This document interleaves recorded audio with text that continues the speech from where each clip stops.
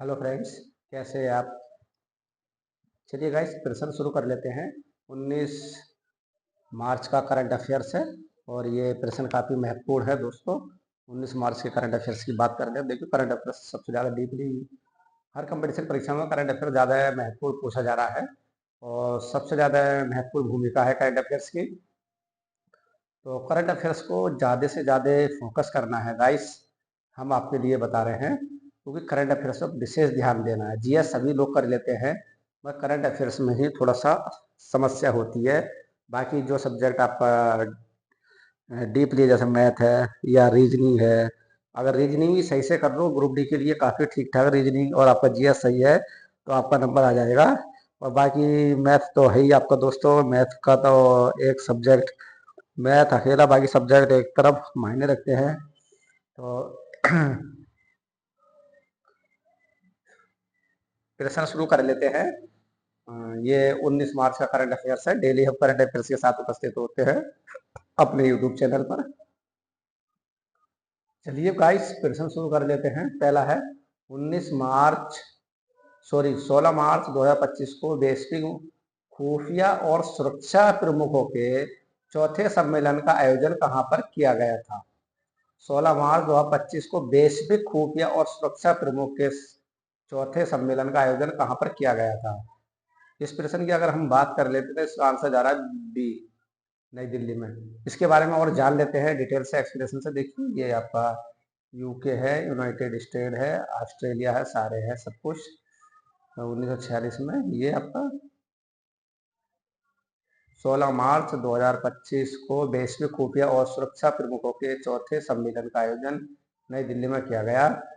इस सम्मेलन का नाम कॉन्फ्रेंस और global intelligent and security chief है। अगर इस प्रश्न का नाम पूछा गया इसका क्या नाम है, तो ये ऐसा नाम याद रख लेना, ये पूछेगा। फिर नेक्स्ट क्या रहा है इसमें, ये रिसर्च एंड एनालिसिया बिग और राष्ट्रीय सुरक्षा परिषद सचिवालय द्वारा आयोजित की गई है।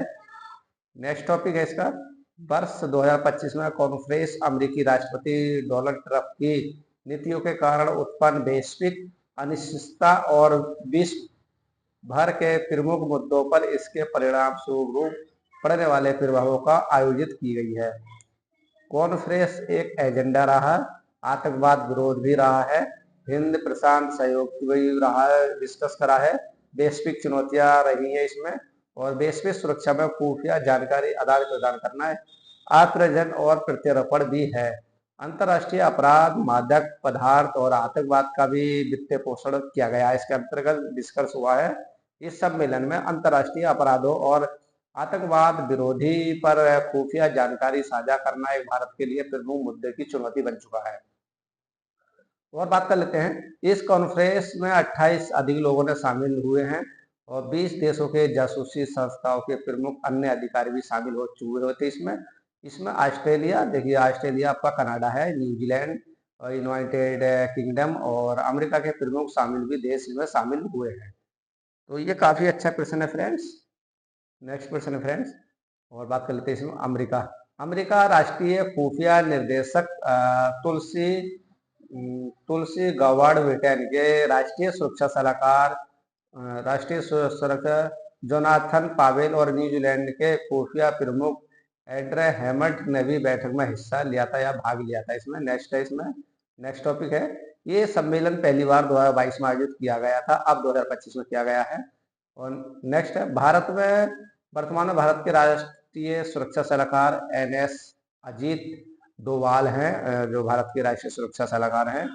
नेक्स्ट है, वर्तमान में रॉ प्रमुख रवि सिन्हा और खुफिया ब्यूरो के निर्देशक तपन डेका भी हैं इसमें। अब बात कर लेते हैं अंतर्राष्ट्रीय संबंध क्या है। अंतर्राष्ट्रीय संबंध 17 मार्च 2025 को 17 मार्च 2025 को भारत और न्यूजीलैंड के बीच कितने समझौतों पर हस्ताक्षर किए गए हैं। 5 पे, 6 पे, 7 पे, 8 पे, कितने जो समझौतों पर हस्ताक्षर हुए हैं। तो अगर हम इस प्रश्न की बात कर ले दूसरे की, तो जो दूसरे का जो आंसर जा रहा है दोस्तों बी की तरफ, 6 समझौतों पर हस्ताक्षर हुए, इसके बारे में नजर मार लेते। 6 समझौते 17 मार्च 2025 को भारत और न्यूजीलैंड के बीच 6 अहम समझौतों पर हस्ताक्षर हुए हैं। पहला है, इसकी बात करें तो न्यूजीलैंड के प्रधानमंत्री क्रिस्टोफर लक्स 5 दिवसीय भारतीय दौरे पर आ रहे हैं या आ चुके हैं। इन 6 क्षेत्रों में समझौते एक नजर मार लेते हैं। पहला समझौता क्या है, देखिए पहला है रक्षा, दोनों देशों के रक्षा तो है, दोनों देशों के रक्षा मंत्रालय के मध्य रक्षा सहयोग पर और MU पर हस्ताक्षर हुए हैं। दूसरा समझौता कह रहा है इसमें भारत के केंद्रीय अप्रत्यक्ष कर और सीमा शुल्क बोर्ड और न्यूजीलैंड सीमा शुल्क सेवा के बीच अधिकृत आर्थिक ऑपरेटर पारस्परिक मान्यता पर समझौता हुआ है। तीसरा है इसमें भारत के कृषि मंत्रालय और न्यूजीलैंड के प्राथमिक उद्योग मंत्रालय के माध्यम से बागवानी पर भी संबंधित समझौता हुआ है इस पे। नेक्स्ट है चौथा, इसमें पर्यावरण पर भी देख लेते हैं, पर्यावरण पर क्या समझौता हुआ है। भारत के पर्यावरण, वन, जलवायु परिवर्तन मंत्रालय एवं न्यूजीलैंड के प्राथमिक उद्योग मंत्रालय के बीच वानिकी पर भी समझौता हुआ है। पांचवा है इसमें शिक्षा, दोनों देशों के शिक्षा मंत्रालय के बीच में भी शिक्षा पर बहुत विशेष समझौता हुआ है। और इसमें छठा है खेल, भारत सरकार के खेल मंत्रालय और न्यूजीलैंड के खेल मंत्रालय के बीच में सहयोग ज्ञापन पर भी समझौता हुआ है। नेक्स्ट है अमेरिका राष्ट्रपति डोनाल्ड ट्रंप ने कितने सरकारी कार्यालयों को बंद करने का आदेश दिया। देखा, अमेरिकी राष्ट्रपति डोनाल्ड ट्रंप ने कितने सरकारी कार्यालयों को बंद करने का आदेश दिया है, जिसमें समाचार एजेंसी भी है, वॉइस ऑफ अमेरिका और भी शामिल है। तो तीसरे का जो आंसर जा रहा है इसमें 7 सरकारी कार्यालय दफ्तर है, 7 हैं। इसमें देख लेते कौन कौन से दफ्तर है। राष्ट्रपति अमेरिकी डोनाल्ड ट्रंप ने 7 सरकारी कार्यालयों को बंद करने का आदेश दिया है, जिसमें समाचार एजेंसी भी है और वॉइस ऑफ और अमेरिकी में भी शामिल है। इन्होंने वॉइस ऑफ अमेरिकी समाचार एजेंसी पर पक्षपात पूर्ण मीडिया रिपोर्ट को बढ़ावा देने के कारण यह आदेश दिया है। दूसरा पॉइंट क्या रहा है इसमें, रेडियो चैनल वॉइस अमेरिका में 1300 कर्मचारी कार्यरत है। इसमें देखिए रेडियो में 1300 कर्मचारी कार्यरत है। नेक्स्ट है इस चैनल की पेरेंट कंपनी USAGM का कंट्रैक्ट कैंसल कर दिया गया और वॉइस ऑफ अमेरिका के डायरेक्टर माइकल अम्ब्रोविजिच है इसके। नेक्स्ट क्वेश्चन है दोस्तों, चौथा प्रश्न है, नजर मार लेते हैं। रैंकिंग, QS रैंकिंग,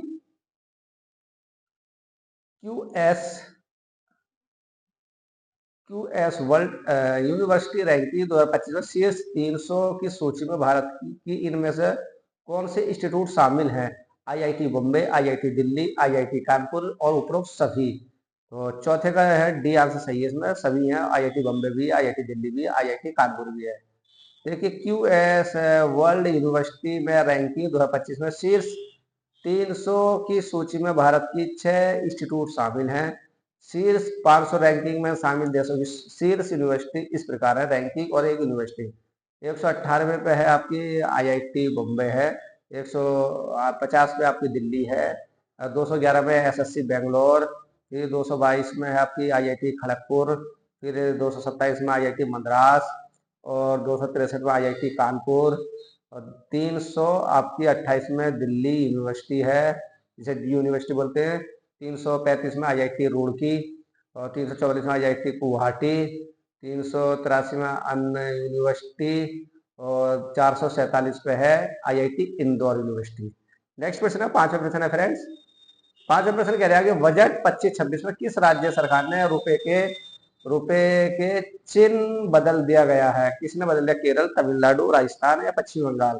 बहुत अच्छे प्रश्न है फ्रेंड्स ये, तो ये तमिलनाडु ने बदल दिया है। देख रहे तमिलनाडु में बजट 25-26 में तमिलनाडु सरकार ने रुपए के चिन्ह को बदल दिया गया है। त्रिभाषा नीति और हिंदी का विरोध कर रही तमिलनाडु की स्टालिन सरकार ने रुपए का प्रतीक चिन्ह बदल दिया है। बजट लोगों में तमिल भाषा का रू लिखा गया है, तमिल भाषा का रू लिखा गया है। और तमिलनाडु के थिरु उदय कुमार ने रुपए का डिजाइन किया गया था और रुपए का चिन्ह देवनागरी लिपि के लिए आर और लैटिन लेटर में आर को मिलाकर बनाया है। जिसमें बात कर लेते हैं, केंद्रीय सरकार ने 15 जुलाई 2010 को इस रुपए को अपनाया था। और नई शिक्षा नीति एनईपी और ट्रप लैंग्वेज पॉलिसी को लेकर तमिलनाडु और केंद्र सरकार के बीच विवाद चल रहा है, जिसमें हिंदी अंग्रेजी के अलावा स्थानीय भाषा शामिल है। तमिलनाडु सरकार हिंदी के विरुद्ध है। नेक्स्ट है अमीर।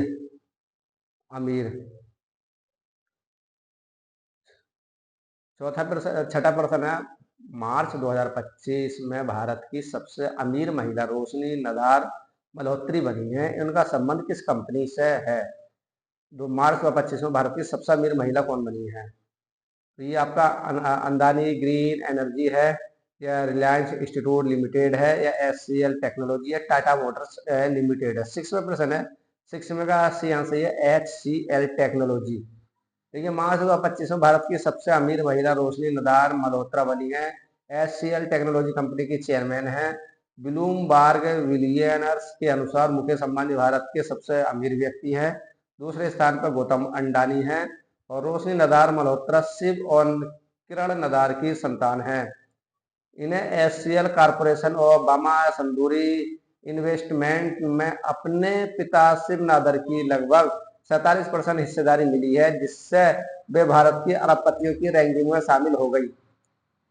ये Indian multinational information technology IT consultant company है। इसकी स्थापना 1976 में हुई थी। इसके जो संस्थापक है शिव नदार हैं। नेक्स्ट क्वेश्चन है दिवस। विश्व किडनी दिवस कब बनाया जाता है? 7वां प्रश्न है, विश्व किडनी दिवस कब बनाया जाता है? तो ये आपका 13 मार्च को। 7वां प्रश्न सही है, इसमें 7 में का डी आंसर सही है दोस्तों। विश्व किडनी दिवस 13 मार्च को बनाया जाता है। और वर्ष 2025 की थीम, क्या आपकी किडनी ठीक है? समय रहते पता लगाएं, किडनी के स्वास्थ्य की रक्षा करें। विश्व किडनी दिवस प्रत्येक वर्ष मार्च के दूसरे गुरुवार को मनाया जाता है, दूसरे गुरुवार को। इस दिवस को मनाने की शुरुआत 2006 में इंटरनेशनल सोसाइटी ऑफ नेफ्रोलॉजी के international federation of kidney foundation ने की थी। नेक्स्ट है 8वां प्रश्न है, 17 और 19 मार्च 2025 तक 3 दिवसीय रायसीना वार्ता रायसीना डायलॉग के 10वें संस्करण का उद्घाटन किसने किया है? तो ये आपका नरेंद्र मोदी। ये आंसर सही है।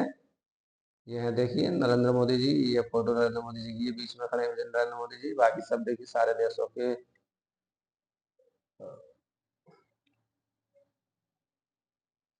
19 मार्च तक 3 दिवसीय रायसीना वार्ता रायसीना डायलॉग के 10वें संस्करण का उद्घाटन प्रधानमंत्री नरेंद्र मोदी ने किया है।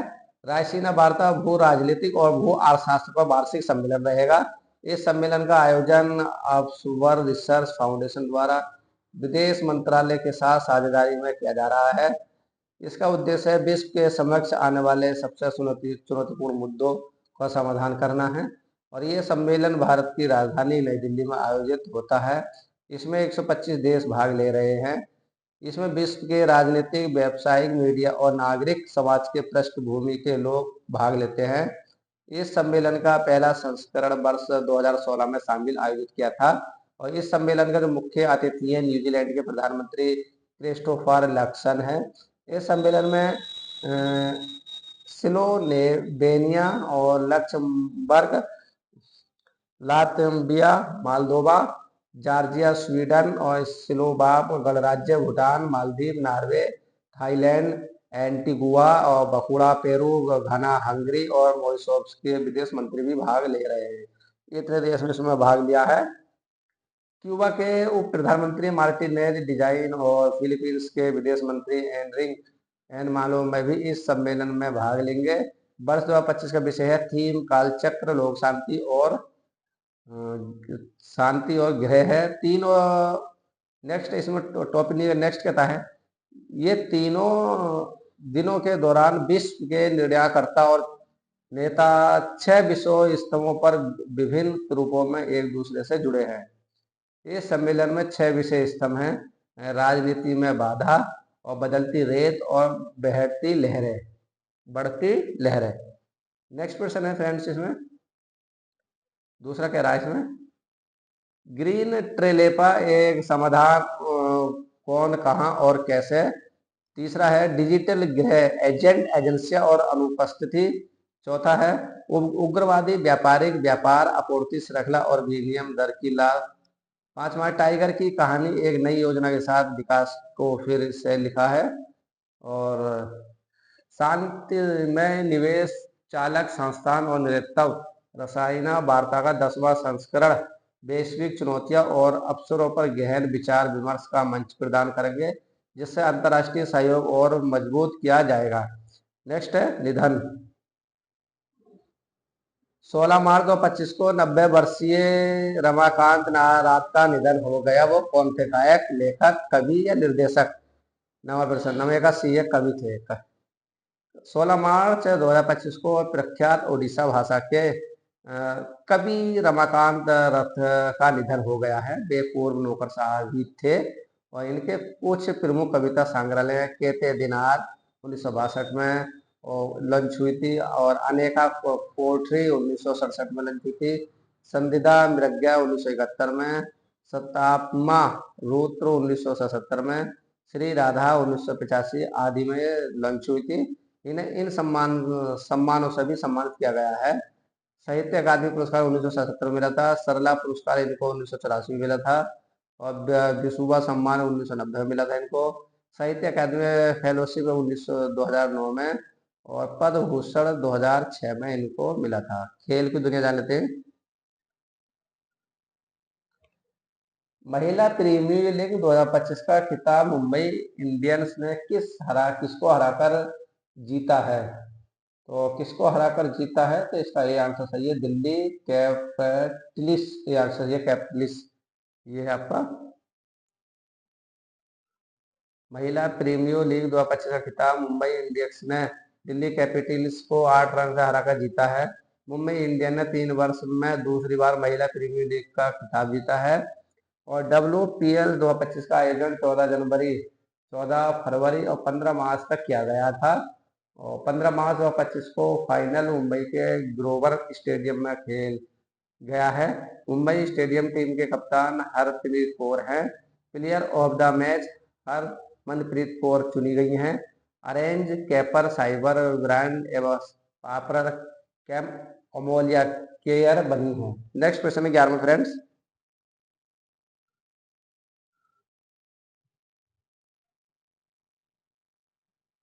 भारत के किस हवाई अड्डे में एशिया प्रशांत क्षेत्र का सर्वश्रेष्ठ हवाई अड्डा बना है? तो कौन सा बना है? ये आंसर सही है इसमें, इंदिरा गांधी अंतर्राष्ट्रीय हवाई अड्डा IGI दिल्ली।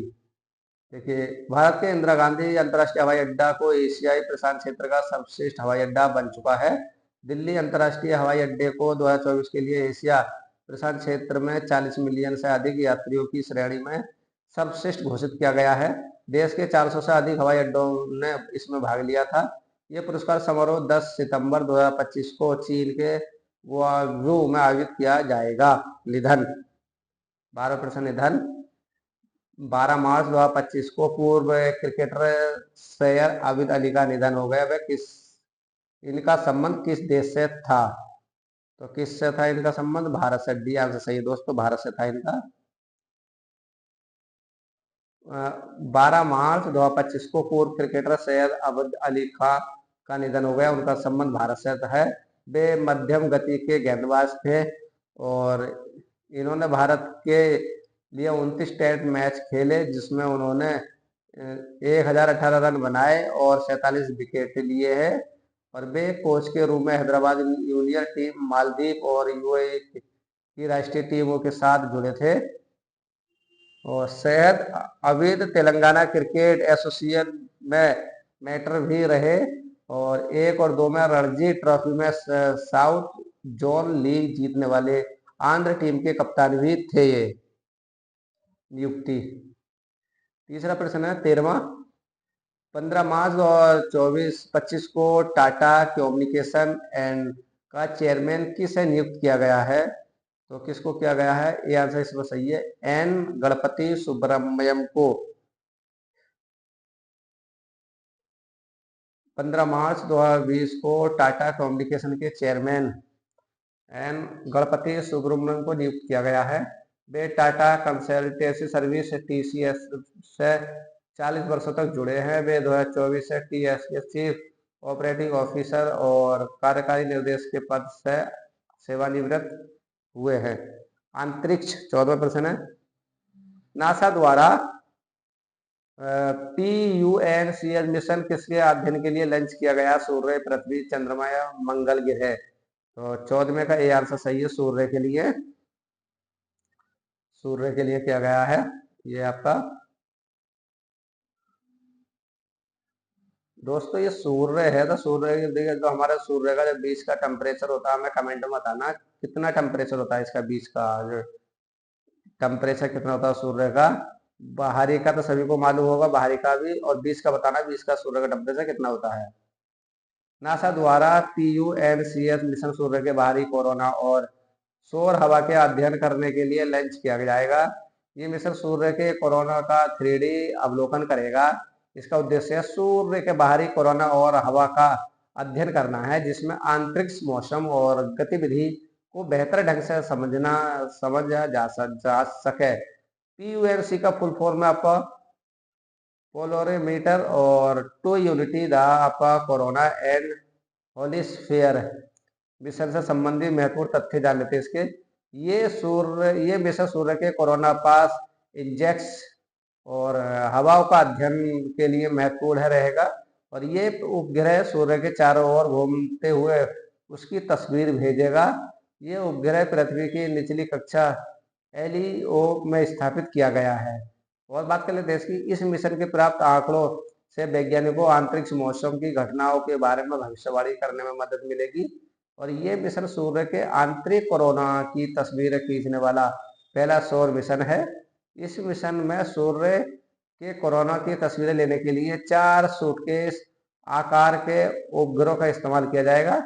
नासा की प्रथम 29 जुलाई 1958 को हुई थी। नासा की स्थापना 29 जुलाई 1958 को इसकी स्थापना हुई थी नासा की। इसका जो मुख्यालय वॉशिंगटन DC में है। वर्तमान में नासा के जो अध्यक्ष है विल नेल्स है अध्यक्ष।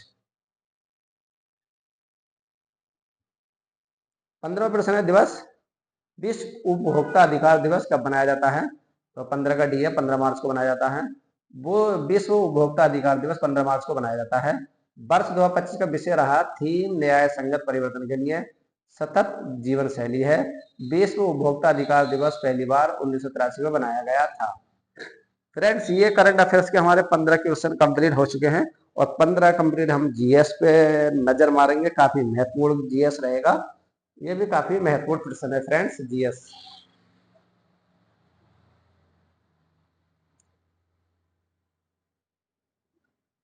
राज्य हड़प्पा राजस्थान रंगपुर भारत के किस वर्तमान राज्य में स्थित है? आंसर 7 है दोस्तों इसके। तो ये गुजरात में सी है। जो हड़प्पा स्थल है रंगपुर भारत के किस राज्य वर्तमान राज्य में स्थित है? आपका गुजरात में। रंगपुर गुजरात राज्य में भदर नदी के पास स्थित है। इस स्थल की खुदाई 1953 और 54 में रंगनाथ राव ने की थी। यहाँ हड़प्पा एवं पूर्व संस्कृति के अवशेष मिले हैं। रंगपुर से कच्ची ईंटों से बने किले, नालियां, मिट्टी के बर्तन, बाट, पत्थर के पैनल आदि महत्वपूर्ण मिले हैं। सिंधु घाटी सभ्यता जान लेते हैं। निम्नलिखित में से किस राजवंश के शासन के दौरान तैमूर या तामेरलैन ने 1398 में भारत पर आक्रमण किया था? किसने किया था? तुगलक वंश। सही से तैमूर या तामेरलैन ने तुगलक वंश के अंतिम शासक नसरुद्दीन महमूद के शासन के दौरान 1398 में भारत पर आक्रमण किया था। तीसरा प्रश्न है कांग्रेस के कराची अधिवेशन 1931 के संदर्भ में निम्नलिखित में कौन सा कथन सही है? तो कौन सा सही? ये आंसर सही है इसमें। गांधी इरविन समझौते की पुष्टि के लिए कांग्रेस का जो विषय था अधिवेशन सरदार वल्लभ भाई पटेल की अध्यक्षता में मार्च 1931 में कराची में आयोजित किया गया था। और ये कराची अधिवेशन में पूर्ण स्वराज्य के साथ गांधी इरविन समझौतों को स्वीकार किया गया था। इस अधिवेशन में मौलिक अधिकार और कर्तव्य नामक प्रस्ताव भी स्वीकार किए गए थे। 14वां प्रश्न है 1942 में महात्मा गांधी ने भारत छोड़ो आंदोलन की शुरुआत निम्नलिखित में से किस स्थान पर की थी? तो ये अगस्त क्रांति मैदान ए आंसर सही है।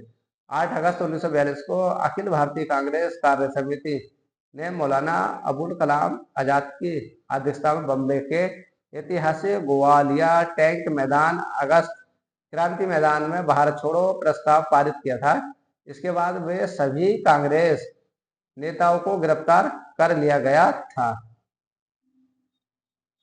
5वां है, भारत में कानून द्वारा स्थापित प्रक्रिया का द्वारा सिद्धांत किसके संविधान से लिया गया है? तो यहाँ पर डी आंसर सही है, जापान से। कानून द्वारा स्थापित प्रक्रिया जापान के संविधान से ली गई है। प्रस्तावना में रासायनिक, आर्थिक और राजनीतिक न्याय का विचार सोवियत संघ से लिया गया है। ये प्रस्तावना में गणतंत्र, स्वतंत्र, समानता और बंधुत्व के आदर्श फ्रांस के लिए फ्रांस से लिए गए हैं। नेक्स्ट है 6वां, निम्नलिखित में किसके कार्यकाल में स्वर्ण सिंह समिति का गठन किया गया था? सी आंसर है इंदिरा गांधी। कांग्रेस पार्टी ने वर्ष 1976 में सरदार स्वर्ण सिंह समिति का गठन किया गया। इस समय इंदिरा गांधी प्रधानमंत्री के पद पर कार्यरत थी। इस समिति को राष्ट्रीय आपातकालीन 1976-1977 में दौरान मौलिक कर्तव्यों, उनकी आवश्यकता आदि के संबंध में सिफारिशें देनी थी। समिति ने सिफारिश की संविधान में मौलिक कर्तव्यों का एक अलग पार्ट होना चाहिए। 7वां है, इनमें से किस ग्रह का कोई उपग्रह नहीं है? तो सी आंसर है शुक्र का। शुक्र सूर्य का दूसरा निकटतम ग्रह है। लूसीफेर चक्र का दूसरा नाम है। लूसीफेर एक का लैटिन में अर्थ है प्रकाश लाने वाला। यह सूर्य के चारों ओर अपनी परिक्रमा 225 दिनों पूरी करता है। यह ग्रहों की सामान्य दिशा के विपरीत पूर्व से पश्चिम की ओर सूर्य की परिक्रमा करता है। बुध की तरह इसका भी कोई उपग्रह नहीं है। 8वां प्रश्न है, ऊष्मागतिकी की वह प्रक्रिया कहलाती है जिसके दौरान इस प्रक्रिया के दौरान आने वाले बंद तंत्र का आयतन स्थिर रहता है। ये आपका ए आंसर सही में आइसोकोरिक प्रक्रिया। ऊष्मागति जो तंत्र है वह तंत्र है जिसकी अवस्था में आयतन, दाब और तापमान के संदर्भ में व्यक्त किया जा सकता है। उदाहरण के लिए जैसे सिलेंडर में भरी गैस और फुटबॉल में भरी हवा। आइसोकोरिक प्रक्रिया वह प्रक्रिया है जिसमें प्रक्रिया के दौरान तंत्र का आयतन स्थिर रहता है। ऐसी प्रक्रिया में किया गया कार्य शून्य होता है। अर्थात सिस्टम को दी गई ऊर्जा का उपयोग किसकी आंतरिक ऊर्जा जैसे तापमान में वृद्धि को बढ़ाने के लिए किया जाता है। हाइड्रोजन बंध की ताकत निम्न द्वारा निर्धारित की जाती है। किसके द्वारा की जाती है? एक परमाणु इलेक्ट्रॉनिक। तो इसमें यह सी आंसर इसमें सही है। कह रहा है अणु के इलेक्ट्रॉनिक और इलेक्ट्रोनोगेटिव परमाणु के अकेले इलेक्ट्रॉन युग्म और दूसरे अणु के हाइड्रोजन परमाणु के बीच में परस्पर क्रिया है। हाइड्रोजन बंध की ताकत एक अणु के इलेक्ट्रोनोगेटिव परमाणु के अकेले इलेक्ट्रॉनिक युग्म और दूसरे अणु के हाइड्रोजन परमाणु के बीच पारंपरिक क्रिया का द्वारा निर्धारित होती है। 10वां है, बेला बैन पौधे के ऊतक का क्या कार्य है? क्या कार्य है? तो बी आपका तापमान नियंत्रण करना। बेलावेना पौधे का ऊतक का कार्य जल अवशोषण के समान उत्पत्ति और समान कार्य करने वाली कोशिकाओं के समूह को ऊतक कहा जाता है। ये पौधों को आंतरिक सहायता प्रदान करता है। फ्रेंड्स दोस्तों लाइव है, अधिक से अधिक शेयर करें जरूर दोस्तों। हम दोस्तों 3 बजे लाइव आते हैं। लाइव क्लास चल रही है दोस्तों, हमारी लाइव क्लास रहेगी। 11वां है, निम्नलिखित में से कौन सा कथन सही है? इसमें सी आंसर सही है दोस्तों, क्योंकि यकृत पेट के ऊपरी बाएं भाग में स्थित होता है। मानव शरीर में सबसे लंबी ग्रंथि यकृत है जो पेट के दाईं ओर स्थित होता है। यह लाल भूरे रंग की होती है। यकृत कोशिका पित्त नामक एक विशेष प्रकार की द्रव स्रावित करती है। पित्त क्षारीय होता है। 12वां, हिंदू कैलेंडर के किस महीने में नाग पंचमी मनाई जाती है? तो हिंदू कैलेंडर में सी आंसर है श्रावण। श्रावण में नाग पंचमी हिंदू कैलेंडर के सावन महीना में मनाई जाती है।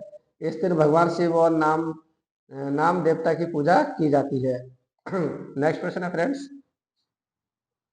जीडीपी डिफ्लेक्टर क्या है?